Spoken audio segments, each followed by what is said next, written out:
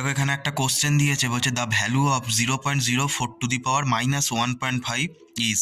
দেখো এটা RRB ALP 2024 এসেছিল এই কোশ্চেনটা। দেখো এটা মাইনাস যেহেতু আছে 1.5, এটাকে আমি লিখতে পারি 1/0.04 টু দি পাওয়ার অফ 1.5। উল্টে যাবে পাওয়ারটা, মাইনাসটা প্লাস হয়ে যাবে। এবার দেখো ও 0.04কে আমি লিখতে পারি 4/100 লিখতে পারি, আর 1.5কে লিখতে পারি 3/2 লিখলাম।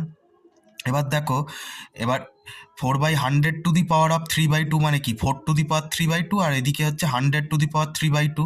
তাহলে এখানে আমি যদি 2 স্কোয়ার করি, 4 মানে কত 2 স্কোয়ার, তাহলে 2 স্কোয়ার স্কোয়ারের 2, আর এই নিচের 2 কেটে গেলে তাহলে 2 এর কিউব হয়ে যাচ্ছে, তার মানে হচ্ছে এখানে 8। এই একইভাবে 10 স্কোয়ার মানে কত 100, তো তাহলে 10 স্কোয়ারের 2 আর 3/2 এর 2, 2 2 কেটে গেলে তাহলে 10-এর কিউব হয়ে যাচ্ছে, তার মানে হচ্ছে কত 1000। তার মানে আমার এখানে কত হলো 8/1000। আর উল্টে গেলে 1000/8 হয়ে যাবে। তাহলে কত হবে 1000/8 করলে 125। তার মানে অপশান ডি এটাই এর কারেক্ট অ্যান্সার হবে।